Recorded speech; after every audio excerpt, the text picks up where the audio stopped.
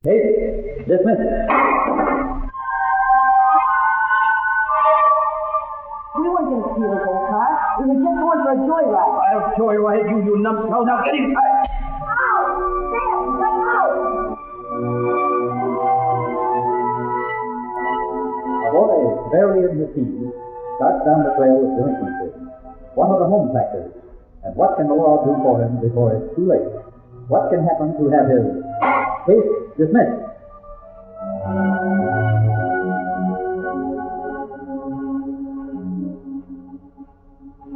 WMAQ, in cooperation with the Chicago Bar Association, presents Case Dismissed. This is the story of legal rights, how vital to preserve and protect them, how easily they may be lost. Today's story begins in the law offices of Robert Dayton. A young newspaper reporter sits opposite him. Well, Mr. Dayton, as I explained on the phone, my paper is starting a series on juvenile delinquency. From a constructive angle, of course. Well, thank goodness for that, Mr. DeWitt. It's had more than its share of destructive publicity, especially when it comes to exaggeration. But why have you come to me? Well, sir, you're widely known for your good work in movements designed to cure juvenile delinquency. I'm glad you used the word cure, Mr. DeWitt. Delinquency is really a disease of a sick society, reflecting the insecurity of the time. That's why parents with stable emotions and a mature family life seldom have problem children. Well, Mr. Dayton, I'd like you to give me the lawyer's viewpoint on juvenile delinquency. Well, sir, although the family lawyer can be as helpful as the family doctor, if he's summoned in time, once a delinquent act has taken place, the lawyer's role becomes of minor importance. You mean there's not much he can do for a youngster? No, actually, I mean that the law is much more important than the lawyer because, well, Illinois was a pioneer in thoughtful legislation for juveniles. Thoughtful? Yes. Prior to 1899, if a child over 10 years of age got into trouble, he could be jailed and then taken before the criminal court, where a permanent public record was made. Then the Illinois legislature pioneered in making a new application of an old doctrine of English law under which children could be treated as wards of the state and protected by the Lord Chancellor. That was the basis for the Illinois law creating the juvenile court, now called the family court. In other words, the state had a responsibility to its youngsters until they reached adult age. That's right. Mm-hmm. They became wards of the court if they were juveniles, meaning under 17 if a boy or under 18 if a girl. Just what did this Illinois law do, Mr. Dayton? Well, basically, it changed the entire attitude toward young people who get into trouble. It doesn't aim at punishment. It offers treatment of an ill, which is what delinquency is, after all. I see. Now, there's a big difference between an official and an unofficial delinquent. The official delinquent is one who gets caught. The unofficial delinquent is a member of a gang, what we call a natural playgroup, which indulges in delinquent acts, anything from skipping school to vandalizing homes and classrooms, and from running away from home to sexual misconduct or stealing cars. It's both an individual problem and a group problem. Yes, I can see that now. I'd like you to see it even more plainly. I'd like to tell you about Billy. Billy? Yes, we'll call him Billy Stone. His father works for an engineering concern, fancies himself quite an intellectual. Billy's mother is an affectionate woman, friendly and sincere, and an accomplished musician. The first time we meet Billy, he's 12 years old.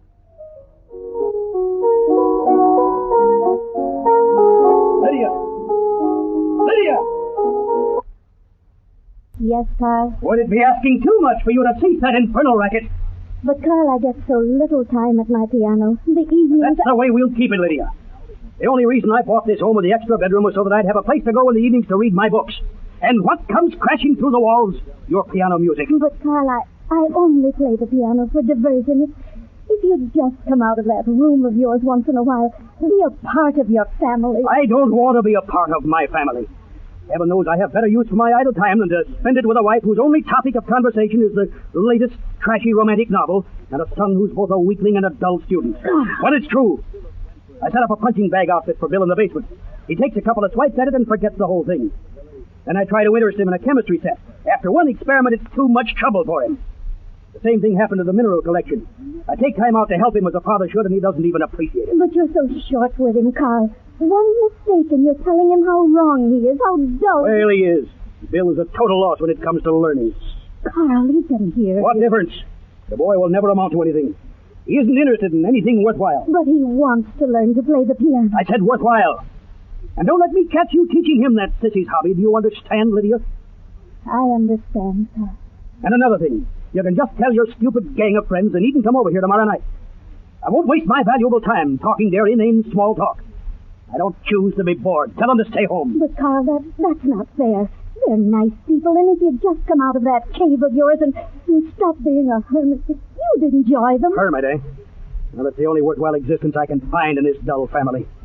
Are you going to tell those morons to stay home? Carl, I can't just... Lydia, I'm warning you. Tell them to... Carl, please. Please don't just... You're hurting my arm. Carl, please. Stop it. You're hurting my mother. Stop it. Oh, so Mama's boy gets fresh with his father, eh? Here. Carl, how could you all come here, Billy, dear? That little fool. He won't cry. Why doesn't he cry? No, Billy didn't cry, no matter how much he wanted to. But he did in the privacy of his room. And the following afternoon, he failed to return from school. His father raged, and his mother waited in stony fear for Billy to come home. Then, finally, that night... Well? The boy you're looking for? Yes? We have him here at the police station. Nabbed him just as he was boarding the bus. Oh. Said he wanted to leave home for good. Oh, he did, eh? Well, you hold him there, officer. I'll be down shortly. I'll teach that brat to run away from me.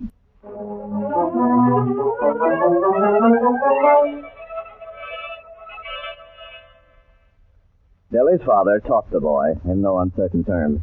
His mother stood by, broken-hearted, unable to stop him.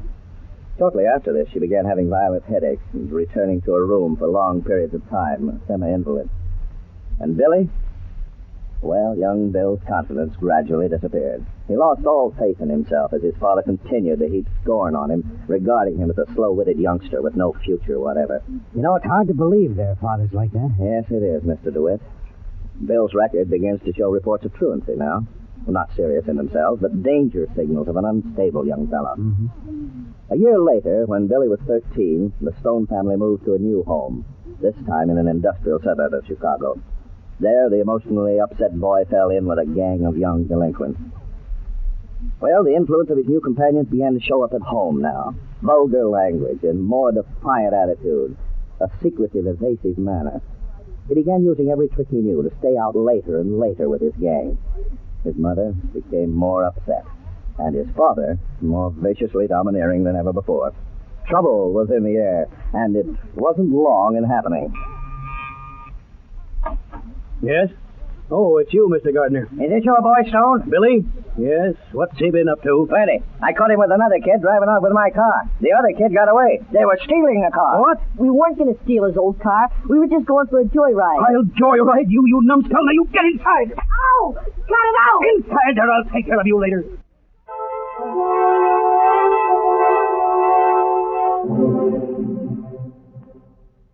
As you might have expected, Carl Stone beat his son Billy unmercifully. He tried to beat the name of Billy's partner out of him, but already he'd learned the code of the underworld. The respect of the gang meant everything to him. Mm-hmm. His quivering lips remained sealed. The neighbor threatened to inform the police of Billy's act, and Carl, the father, did little to prevent it. But Billy's mother rallied to his cause and went to see the only person of influence she knew, a precinct captain. He advised her strongly against letting the boy associate with tough characters. Said he had talked to Mr. Gardner, that the boy might have a police record if the police heard of it. And Billy got off this time.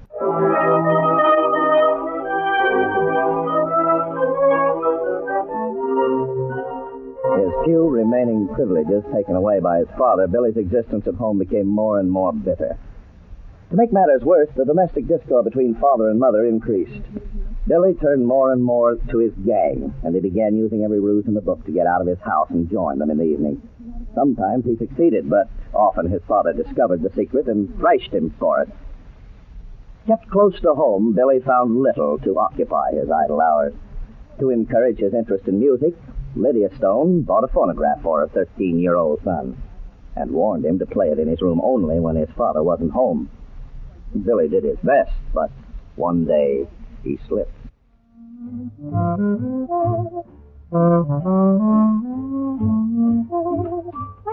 Dad, you're home early. That disgusting music. Here, give me that. What are you going to do with my record? Dad, don't smash it. Don't.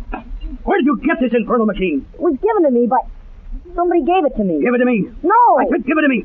Oh, all right. I'll put this where you'll never use it again. A fine thing, a child as slow-witted as you, wasting time listening to a phonograph when you should be studying, trying to catch up with your class. Don't worry, I'll get by. What's that? I said don't worry. I'll get by. I'll attend to you later, young man. You stay in your room. After this incident, Billy turned even more completely to the gang. Not only did they accept him as one of their own, they had a makeshift clubhouse where a boy could forget his own unhappy home, and in it was a phonograph. Every kid in the gang loved the latest hot records, and they'd play them over and over as soon as somebody'd steal them from a record shop. And that, by the way, leads to young Billy's downfall. Well, he was caught stealing phonograph records? Well, yes and no, Mr. DeWitt. One evening, Billy succeeded in outwitting his parents with the excuse of having to go to the public library nearby for schoolwork. Instead, he met 3 other members of his gang, 2 boys and a girl. The objective of the night was burglary. The store was the Peerless Music Center, not far from the home neighborhood and well cased by the young delinquent. From the alley, they made their way to a side window. Like hardened criminals, they jimmied the window quickly and made their way inside the store. The cheap strongbox was easy enough to find and easy to carry, but opening it was quite another matter. While the 2 older boys struggled with the cash box, Billy and the girl inspected the music store. Billy spied a stack of new LP recordings, slipped a few choice items underneath his jacket. Something to please the gang, he thought. Something to make them proud of me. Finally, a splash of yellow light from the front window fell on the 4 of them. The night policeman making his rounds. They scrambled to their feet. The oldest boy tucked the metal box under his arm and gave the order to run and separate. They ran. Stop! Stop or I'll shoot!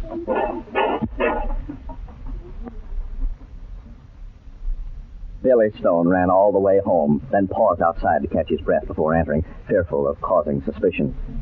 Then he went in and headed straight for his room and his bed. His mother, ill as she was so frequently, lay asleep in her room. Billy's father, by himself with his books as always, heard the boy enter and was content with that. And Billy was frightened. He lay there in the dark, half expecting to see a policeman enter his bedroom, tense for the ring of the doorbell. But it didn't happen until the following morning, a Saturday.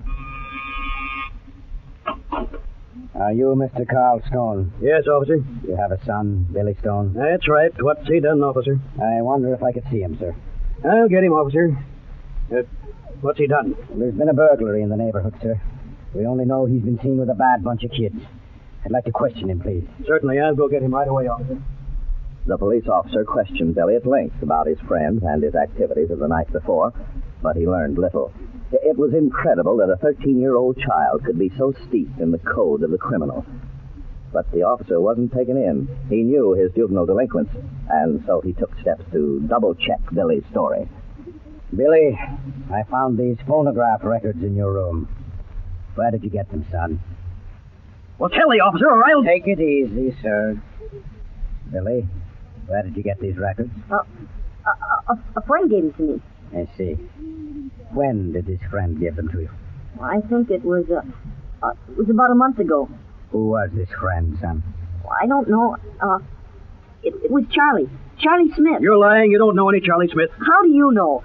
You don't know any of my friends, Dad. You don't know anything about me. I'm sorry, Billy, but these records aren't a month old.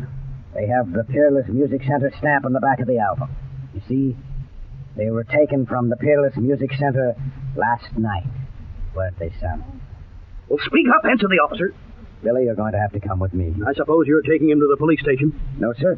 I'll take him to the Juvenile Detention Home intake.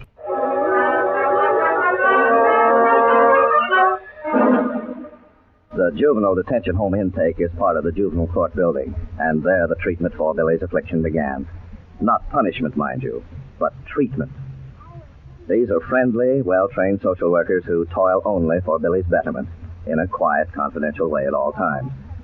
Knowing the information won't be used against him, Billy makes a clean breast of the burglary, as well as his earlier escapades. Well, then the precinct captain was wrong when he warned Billy's mother about the authorities giving Billy a police record. Is that right, Mr. Dayton? Yes, indeed. As a matter of fact, Mrs. Stone made another mistake trying to enlist the precinct captain's aid again in Billy's case. The family court doesn't respect that kind of interference. I certainly can see why.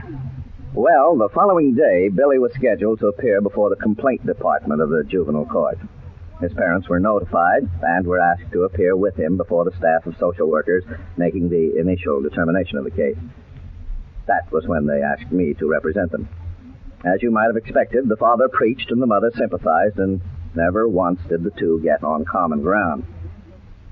As the staff of social workers listened, they got the complete picture of Billy's life, and they prepared to make their initial determination of the case. Oh, the social workers make the original decision? Yes, Mr. DeWitt. They have 4 alternatives. One is filing a petition alleging incorrigibility and setting a court date, in which case the youngster is returned to the detention home. I see. A second possibility is that a complaint can be taken. That is, a record made of the offense and turned over to a probation officer who later checks with the family on the child's behavior. Yeah. In this case, the child goes home with his parents. Mm-hmm. A third method is the making of a letter file in the complaint department. It's not referred to a probation officer, and the youngster, of course, is released immediately. Yeah. The fourth possibility is rare, and that's where the case is dismissed and no further action taken. Well, what happened in the Billy Stone case? Well, Billy's past record was largely in his favor, but the seriousness of breaking and entering and burglary was sufficient to warrant a court appearance. Yeah. A date was set, and Billy was returned to the detention home, but only overnight. The next day, the court referee considered his case and released Billy to his parents. And then I suppose nothing happened until the day of the court appearance. On the contrary, quite a great deal happened. A probation officer visited the Stone family and Billy and put together a thorough social history on each of them. She learned about their backgrounds, their personalities and attitudes, their family relationships, everything that had any bearing on Billy's habits, emotions, and tensions. Yeah. It was obvious that the unrelenting and domineering attitude of Carl Stone was the one major factor in Billy's feeling of insecurity and inferiority. Mm-hmm. All this he could forget when he was with the gang, where he was an equal, as long as he kept their rules. Before the probation officer concluded her interviews with the Stones, each of them made rather revealing statements about their plans for the future. I feel that I've let my own emotions run away with me at Billy's expense. I think if I spend less time in bed worrying about my own troubles and ailments and more time counseling Billy and offering him constructive guidance, well, I'm sure he'll have no more problems he can't bring home. Well, I can't stand by and see Billy bring more shame on the good name of Stone. Maybe I can do something. I'll try to extend myself a little in an attempt to understand the boy. I'll give you my word on that. I know I've done wrong, sir. And honest, it isn't fun stealing and things like that. The fun is just belonging to the gang. I think most of the kids feel the same way. After a while, you get the idea that you can't stop it. I think if they all had a chance to start over, they'd be pretty good kids. And what about you, Billy? You can count on me, ma'am. I've learned my lesson, and I'm going to mind my parents and behave from now on. I won't be getting into trouble again, ma'am. The probation officer took a favorable view of the future as she prepared her report for the family court judge. Billy's father remained a psychological stumbling block, but the renewed determination of his mother, coupled with Billy's healthier attitude, promised real hope. Well, when did the court hearing take place, Mr. Dayton? About 4 weeks after the original appearance in the complaint department. I see. Before that, however, the state's attorney's office has the right to demand that a case involving a crime, as Billy's did, be turned over to the grand jury for action. You mean he could be prosecuted as a criminal? Yes, the courts have held that our law on juvenile delinquency does not prohibit criminal prosecution. But there are quite a few ifs in that, Mr. DeWitt. First of all, if the child is under 10 years of age, he's presumed to lack criminal capacity and can only be proceeded against as a delinquent. I see. If he's between 10 and 14, criminal prosecution is possible only at the state's attorney's discretion. Mm-hmm. And if the state's attorney can prove the child knows the difference between right and wrong. And Billy wasn't quite 14. That's right. And the state's attorney's office decided against criminal prosecution. So the family court proceeding took place as scheduled, again with no reporters or spectators present. Mm-hmm. I was there again purely as legal counsel for the Stones to help explain any technicalities that might not be completely clear to them. The police officer who had apprehended Billy read the charge to the judge of the family court. Billy, are the facts exactly as the officer read them? Yes, sir. That's all true. All right. Then I think we'll ask you a few questions, Billy, and then a few questions of your parents. Patiently and thoughtfully, the judge questioned the boy, learned his opinions and attitudes, then turned to his parents for further comments. Previously, he had studied Billy's complete file, including the case histories prepared by the social workers. The court asked for the recommendations of the probation officer. The probation officer felt that domestic discord and failure to respect and attend to the boy's emotional needs had been important factors leading toward his delinquency. She had obtained promises of a much improved home life from Billy's mother, important concessions from his father, and Billy's own word that he would leave his gang activities and seriously work at a healthy, worthwhile life. His recommendation was against commitment to a treatment agency at this time. He believed Billy belonged in his own home, if it was improved, as promised. The judge heard several others connected with the case, and finally presented his own recommendations. He recognized Billy's good reputation up until recent developments, but he sternly warned him where his present path might lead if he continued to follow it. He emphasized the need of respect for the property of others. You could see that Billy understood. Well, what about Billy's father in this picture? The judge had a message for Billy's parents, of course, and an especially harsh one for Carl Stone.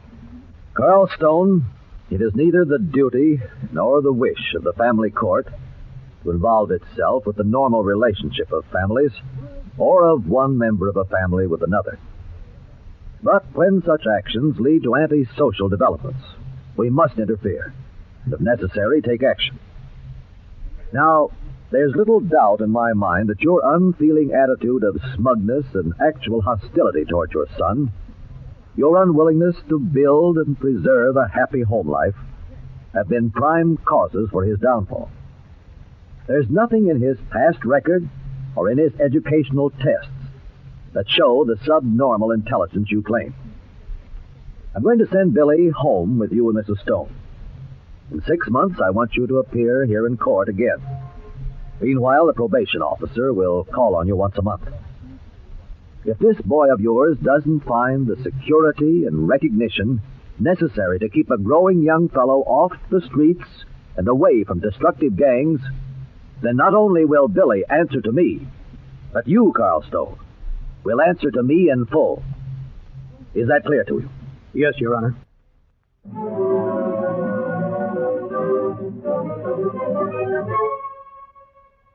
Cases of this type are rarely dismissed completely, Mr. DeWitt.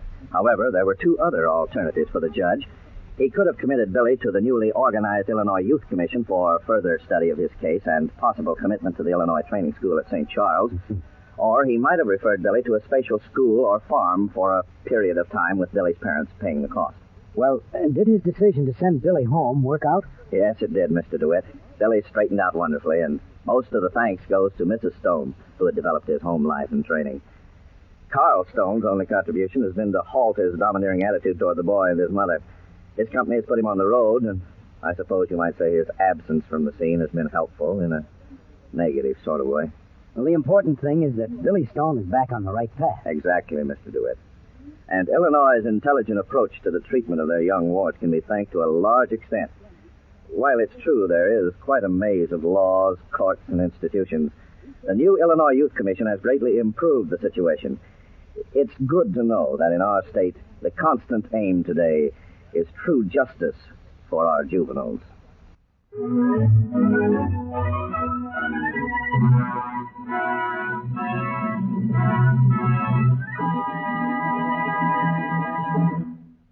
Now here to comment on today's story is your counselor, Dean John C. Fitzgerald of the Loyola University Law School.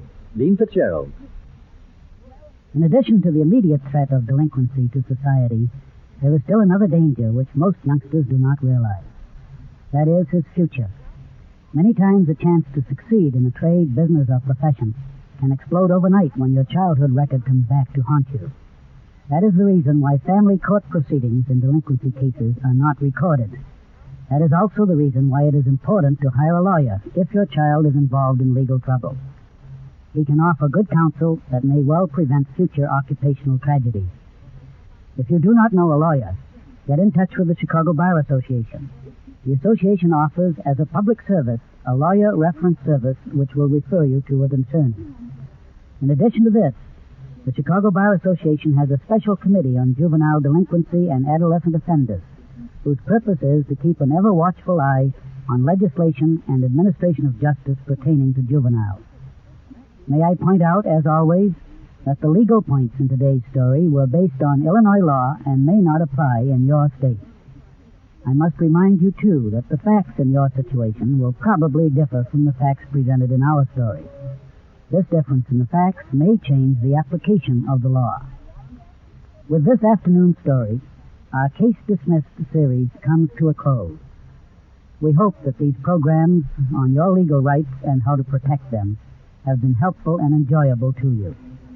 Until next we meet, this is your counselor, Dean John C. Fitzgerald, wishing for each of you a good night, good luck, and good laws. Case dismissed.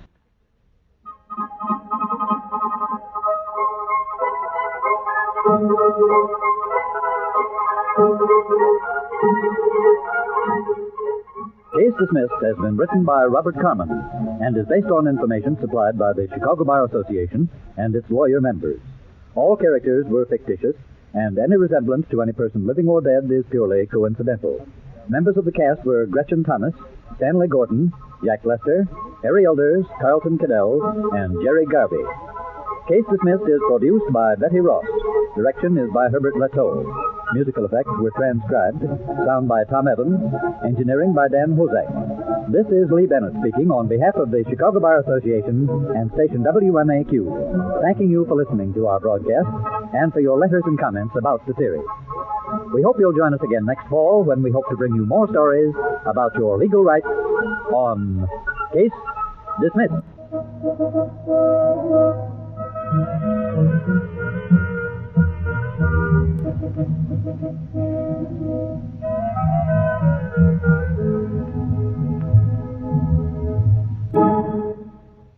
This is the NBC Radio Network.